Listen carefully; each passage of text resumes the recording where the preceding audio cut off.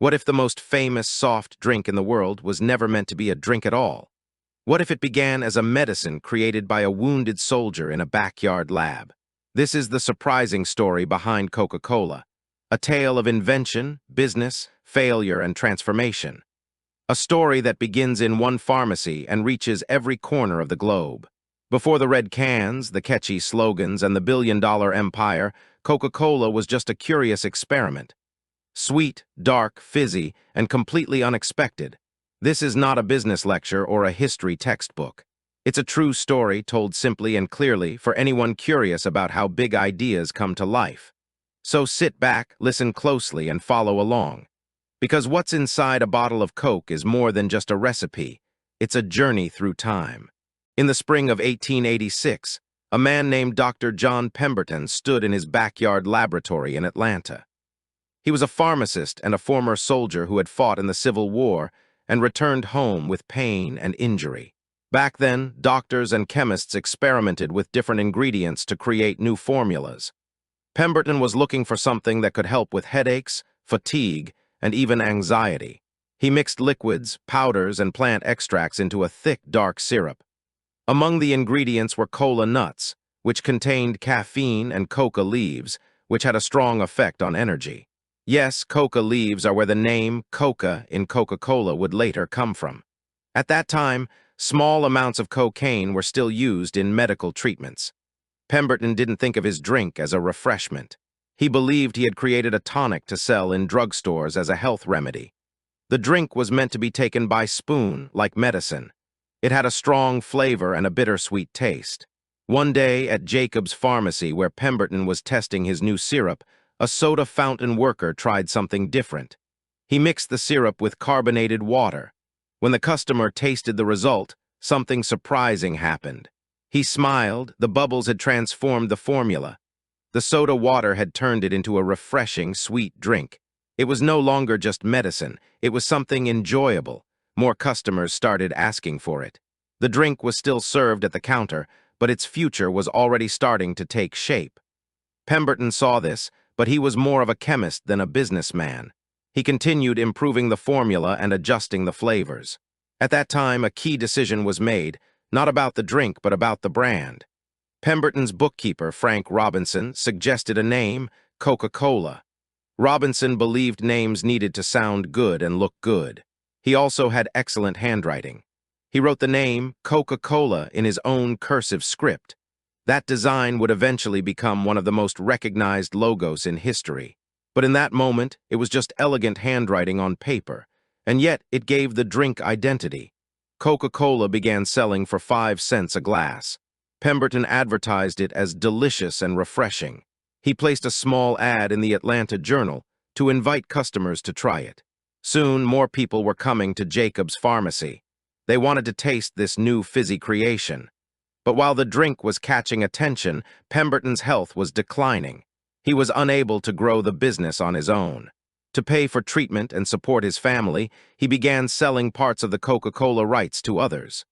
Eventually, most of those rights were purchased by a businessman named Asa Candler. Candler had a different vision. He believed Coca-Cola could be more than a local drink. It could be a national product. But before that transformation, Pemberton's story came to an end. He died in August 1888, just 2 years after the first Coca-Cola was served. He never saw the drink bottled, mass-produced, or advertised across the world. Most people today don't know his name. But every time someone opens a Coca-Cola, they're connected to his original idea. His curiosity, his chemistry, and one lucky experiment created something unforgettable. If that soda fountain worker hadn't added carbonated water, if no one had enjoyed the taste, this story might never have happened. There would be no red cans, no polar bear ads, and no Coca-Cola signs in every country. But fate had other plans. Coca-Cola wasn't born in a boardroom. It was born in a pharmacy, in a glass with a fizz. That first glass led to a movement, and slowly that movement became a brand. At the time, it was just a sweet drink with a curious name. Today, it's one of the most powerful symbols in the world, but back then, all anyone knew was this. It tasted good, and that was enough to start a revolution, because sometimes history begins with a single sip. When John Pemberton passed away, Coca-Cola was still just a regional drink sold at a handful of soda fountains. The man who would change that forever was Asa Candler, a pharmacist turned entrepreneur who saw more than a simple tonic. Candler had purchased the rights to the formula piece by piece. By the late 1880s, he had gained full control over the Coca-Cola business and began building something far bigger than anyone imagined.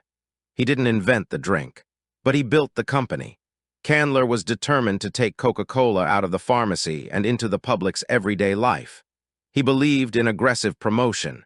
If people kept seeing the name Coca-Cola, they'd be curious enough to try it. And if they tried it once, he thought, they'd come back for more. His first strategy was simple but powerful. He gave away coupons for free drinks. These coupons were handed out in cities, mailed to homes, and placed in newspapers. Tens of thousands of people tried Coca-Cola for the first time because it cost them nothing. Once they developed a taste for it, they became regular customers. Candler also focused on branding. He wanted Coca-Cola to be instantly recognizable. He painted signs and entire buildings with the Coca-Cola logo, spreading it across the South and beyond. Salesmen distributed calendars, fans, clocks, and notepads, all with the Coca-Cola script printed on them. The drink was sweet and refreshing, but now it had an identity. Candler understood that selling a product wasn't just about what it was. It was about how it made people feel and what it symbolized. Coca-Cola became more than a flavor. It became an experience. People didn't just drink it, they remembered it. By the turn of the century, Coca-Cola was being served in soda fountains all over the United States. But the product still had a limitation. It had to be consumed on site. You couldn't take it with you. You couldn't buy it in a bottle and save it for later. That would change everything.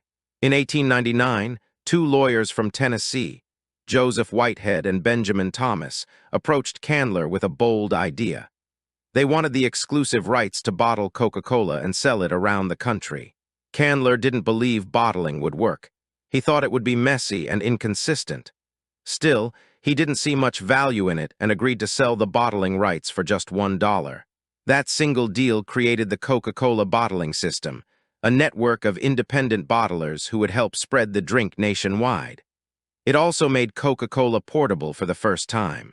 Now people could drink it at home, on a picnic, or after work. It could be delivered, stored, and shared. The drink was no longer limited to soda fountains. It was becoming part of daily life. As demand for bottled Coca-Cola exploded, a new challenge appeared: copycats. Because Candler hadn't patented the bottle, other companies tried to mimic the Coca-Cola name and design. Some sold drinks called Coca-Cola, Ma Coca-Co, and other close imitations. To fight back, Coca-Cola needed something unique, something that couldn't be confused with anything else. So in 1915, the company launched a design competition for a new bottle. The winner was a glass bottle with curves, ridges, and a shape inspired by a cocoa pod. It was instantly recognizable, even in the dark or when broken. This became known as the contour bottle, and it remains one of the most iconic product designs in the world. With its new look, Coca-Cola stood apart from every competitor. The bottle was not just packaging, it was part of the brand. By the time World War I began, Coca-Cola had become a national phenomenon. It was sold in almost every state, with bottling plants multiplying across the country. And all of this had happened under Asa Candler's leadership. He had turned a small-town curiosity into a household name. But Candler was aging, and he eventually decided to step away from the business. In 1919, he sold Coca-Cola to a group of investors for $25, a fortune at the time. The new owners had even bigger plans. They wanted Coca-Cola to go global, and as the brand prepared to enter new markets, it already had everything it needed: a strong name, a famous logo, and a bottle the world wouldn't forget. Candler had done his part. He didn't invent Coca-Cola, but he taught it how to speak, how to reach people, how to be remembered, and how to become a symbol. The next chapter would take Coca-Cola out of America and into the world. But it was Asa Candler who gave it the tools to grow. Thanks to him, Coca-Cola wasn't just a drink anymore. It was a business, a culture, and a brand on the rise. By the early 1900s, Coca-Cola was no longer just an American drink served at soda fountains. It was now bottled, branded, and distributed widely across the United States. But the real transformation began when the company looked beyond its national borders. The dream was to turn Coca-Cola into a global brand, one that could be found anywhere in the world. The new leadership team, after purchasing the company from a SAC handler, had a clear mission. They wanted Coca-Cola in every town, every city, and eventually, every country. They began expanding the bottling network. Independent bottlers set up operations in different regions, creating a massive system that allowed local control but ensured consistent taste and quality. This system allowed Coca-Cola to grow quickly without building every plant themselves. It also created strong loyalty among bottlers who were personally invested in the brand's success. Then came World War I, which presented both challenges and opportunities. While sugar shortages and transportation issues made business difficult, Coca-Cola still managed to stay afloat. But it was during World War II that the brand took its biggest leap onto the global stage. The company made a bold promise. Every American soldier, anywhere in the world, could get a bottle of Coca-Cola for 5 cents. To fulfill this, Coca-Cola built bottling plants near military bases and war zones. The drink became a symbol of home for millions of troops far from their families. Soldiers associated Coca-Cola with comfort, familiarity, and American life. And after the war, they carried that feeling back home and beyond. In total, the company built over 60 bottling plants during the war years. Many of these remained open after the conflict, helping Coca-Cola establish long-term operations in countries around the world. This wartime expansion gave the brand an early foothold in international markets. What had started as patriotic support ended as a global business strategy. As Coca-Cola reached new regions, the brand made sure to keep its identity consistent. The logo, bottle, and taste were protected and controlled closely. But while the taste remained the same, the experience of Coca-Cola often changed depending on where you were. Local bottlers adjusted their marketing to fit different cultures and lifestyles. In Japan, Coca-Cola was promoted with clean, modern design. In Mexico, colorful billboards and festive music helped tie the brand to celebration. The brand used language and symbols that felt familiar, while always keeping the heart of Coca-Cola intact. This balance helped the company succeed in places where other American products struggled. But not every decision the company made was popular. One of the most famous mistakes in its history came decades later in 1985. Coca-Cola had been losing ground to Pepsi in what was known as the Cola Wars. In response, Coca-Cola introduced a new formula they called New Coke. The company believed this sweeter version would win back customers. But instead, it caused outrage. People didn't want a new version, they wanted the original. Thousands of phone calls and letters poured in demanding the return of Classic Coke. In less than 3 months, the company reversed its decision. They brought back the original formula and admitted their mistake. What seemed like a failure actually strengthened the brand. It showed how much people loved the real thing. Meanwhile, Coca-Cola continued to expand globally. By the late 20th century, it was available in more than 200 countries. From city skyscrapers to rural villages, people everywhere were drinking Coca-Cola. It had become more than a beverage, it was a global icon. And yet, despite its growth, the company never lost sight of its image. It was still presented as simple, joyful, and refreshing. Coca-Cola's international success wasn't just about taste. It was about emotion, memory, and consistency. Wherever you opened a bottle, you knew exactly what you were getting. And for many people, that kind of reliability felt comforting. Coca-Cola had become a language spoken worldwide. Not with words, but with bubbles, flavor, and a red and white label. The journey from Atlanta to the world wasn't quick or easy, but it was deliberate, strategic, and full of lessons that still shape global business today. Coca-Cola had conquered the American market and was quickly becoming a worldwide phenomenon. But with growth came new challenges and a changing world to adapt to. In the first half of the 20th century, Coca-Cola continued to invest in advertising and identity. The brand became linked not just to taste, but to values like optimism, celebration, and tradition. One of the most powerful examples of this was its connection to Christmas. In the 1930s, Coca-Cola commissioned an artist named Haddon Sundblom to create holiday ads featuring Santa Claus. Sundblom's version of Santa, jolly, red-suited, warm, and cheerful, became the image we know today. For many people, Coca-Cola shaped the modern look of Christmas. Coca-Cola wasn't selling just soda, it was selling culture. It became a familiar part of birthdays, holidays, and summer afternoons. Slogans like "The Pause That Refreshes" and "It's the Real Thing" were easy to remember. They helped make Coca-Cola a constant presence in people's lives. By the 1960s, the brand was becoming a symbol of American life. But as it expanded into more countries, it also had to respond to changing customer expectations. New trends were developing around the world. Health concerns were beginning to influence the way people viewed sugary drinks. Coca-Cola decided it needed to offer more options. In 1982, the company introduced Diet Coke, a sugar-free alternative. It quickly became a major success, especially among people looking for a lighter version of their favorite drink. For the first time, Coca-Cola wasn't just one product, it was becoming a product family.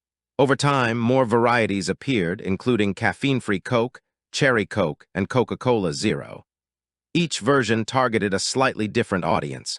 But while the company explored new flavors, it never strayed far from its original recipe. The classic Coke taste remained its anchor. Coca-Cola also began expanding its business beyond soda. It bought other beverage brands like Minute Maid, Sprite, and later, Dasani Water and Honest Tea. This strategy helped Coca-Cola stay competitive in a growing and changing marketplace. It wasn't just about cola anymore. It was about being present in every drink category. Meanwhile, the cola wars with Pepsi intensified. Both companies spent millions on advertisements, celebrity endorsements, and sponsorships. Coca-Cola partnered with major events like the Olympic Games and the FIFA World Cup. These events connected the brand with global unity and excitement. Television commercials in the 1970s and 1980s became cultural moments. One of the most famous, "I'd like to buy the world a Coke," showed people from different countries singing in harmony. The message was clear. Coca-Cola wasn't just American, it was for everyone. It could bring people together, even if just for a moment. The company also continued to focus on its iconic packaging. The red label and curved bottle became instantly recognizable symbols of the brand.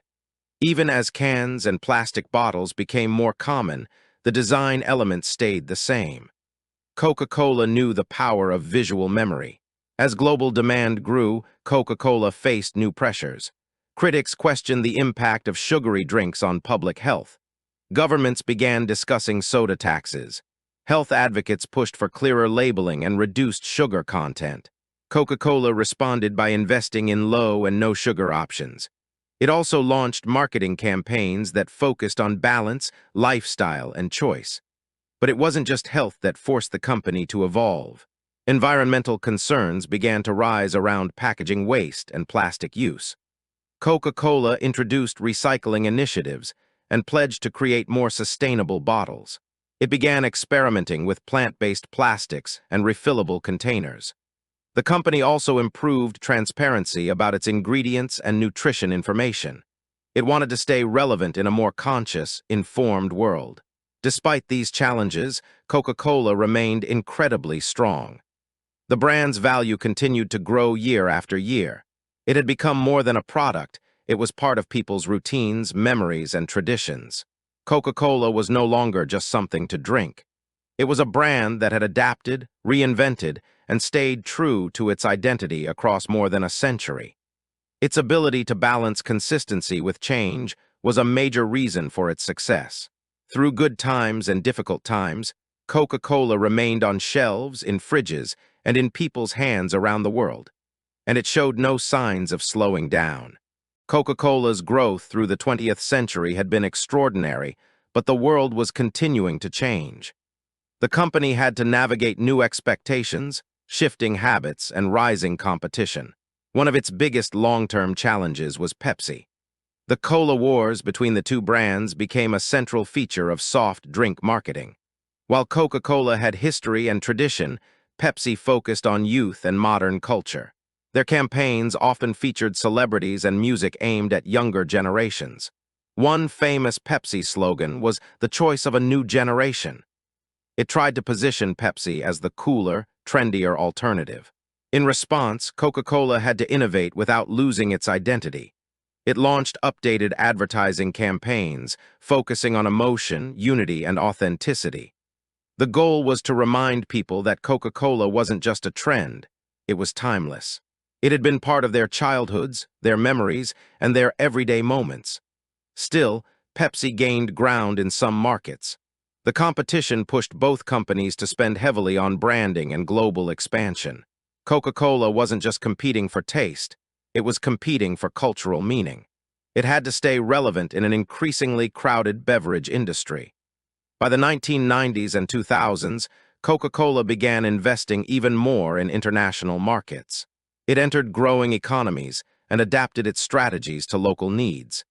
In India, for example, Coca-Cola returned after years of absence and quickly regained market share.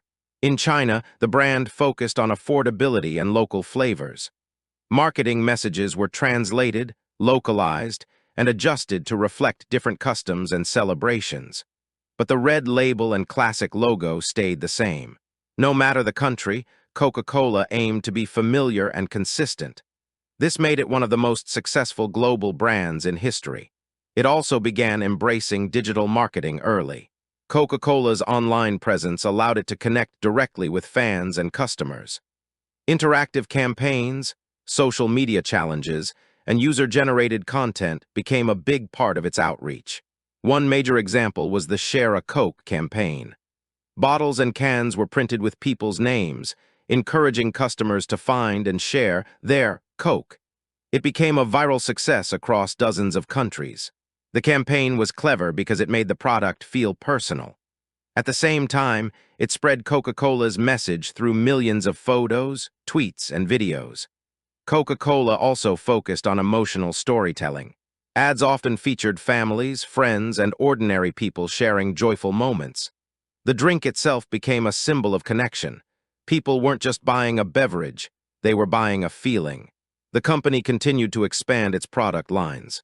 Sparkling water, iced tea, energy drinks, and healthier options were added to meet demand. It acquired brands like Smartwater, Costa Coffee, and Fuse Tea. Coca-Cola was no longer just a soda company, it was a total beverage company. This expansion helped it appeal to more audiences. It also reduced dependence on sugary drinks, which were facing growing scrutiny. Regulations, sugar taxes, and health-conscious consumers pushed the company to innovate further. Coca-Cola responded with smaller cans, clearer labels, and more no-sugar choices. It also doubled down on environmental initiatives. Plastic waste had become a major concern, and customers wanted companies to act responsibly. Coca-Cola pledged to recycle a bottle or can for everyone it sold. It aimed to make all packaging recyclable and use more recycled materials. These efforts were steps in the right direction, but they weren't without criticism. Some activists said the company needed to move faster and do more. Coca-Cola listened, adjusted, and began working with partners to improve. It also explored refillable packaging and supported environmental programs in local communities. At the same time, it maintained its traditional strengths. The iconic bottle, global sponsorships, and emotional storytelling continued to drive loyalty. By the late 2010s, Coca-Cola had become one of the most recognized and valuable brands in the world. It had survived trends, mistakes, competition, and change. But most importantly, it had stayed meaningful. Even after more than a century, people still reached for a Coke when they wanted refreshment. That simple red can or bottle, cold and fizzy, still brought smiles. And behind that experience was a history of creativity, reinvention, and bold decisions. Coca-Cola had proven that success doesn't come from doing one thing right once. It comes from doing many things right, again and again in every generation. As Coca-Cola entered the 21st century, it faced a future filled with both opportunity and uncertainty. The world was more connected, more digital, and more health-conscious than ever before. People cared not just about what they drank, but also where it came from, how it was made, and what it stood for. Brands had to do more than sell, they had to represent values. Coca-Cola understood this and began transforming itself yet again. It started investing in transparency, sustainability, and social responsibility. Consumers wanted lower sugar and more natural ingredients. They wanted packaging that didn't harm the environment and companies that gave back to communities. To meet these expectations, Coca-Cola made bold commitments. It promised to reduce its carbon footprint, create a world without waste, and help manage water resources globally. One key focus was packaging innovation. Coca-Cola explored biodegradable bottles, reusable containers, and deposit return systems. In some countries, it even experimented with vending machines that encouraged recycling. The company knew that future success required more than flavor. It needed trust. In parallel, Coca-Cola modernized its brand presence. It launched smart campaigns that used technology, personalization, and storytelling. The Taste the Feeling campaign brought a new era of emotional branding. It emphasized universal moments, smiles, laughter, family, and friendship linked together by a cold Coke. It also used real-time marketing. During major events, Coca-Cola posted live social media content, responded to fans, and engaged audiences across platforms. This agility helped keep the brand young and connected. It showed that even a 100-year-old company could move at the speed of culture. Coca-Cola also doubled down on sports and entertainment. It continued its long-term sponsorships with the FIFA World Cup, the Olympic Games, and global music events. These moments brought millions of people together, and in almost every country there was Coca-Cola in hand.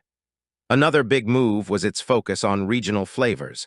In some markets, Coca-Cola released special limited edition drinks inspired by local ingredients. This helped create excitement and a sense of cultural respect. People felt that Coca-Cola wasn't just visiting, it was listening. The company also took steps toward digital transformation. It invested in data, customer insights, and e-commerce. Beverages were now being ordered online, delivered to doorsteps, and customized in new ways. Coca-Cola adapted to meet people where they were. It also embraced partnerships with food delivery platforms, smart vending machines, and mobile ordering apps. The drink was no longer just on shelves, it was in your pocket.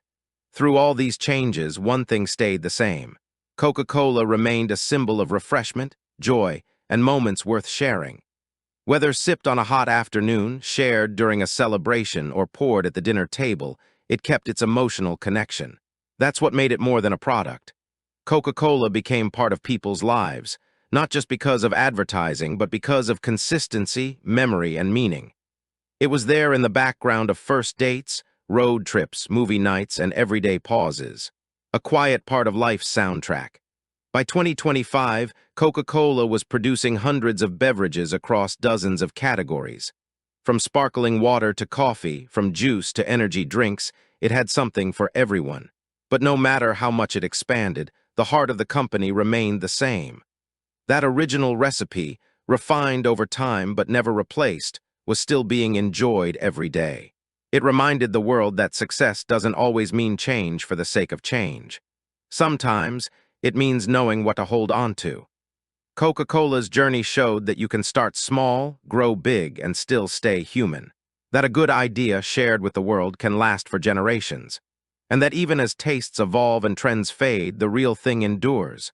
Cold, fizzy, sweet, and timeless, just like it always was.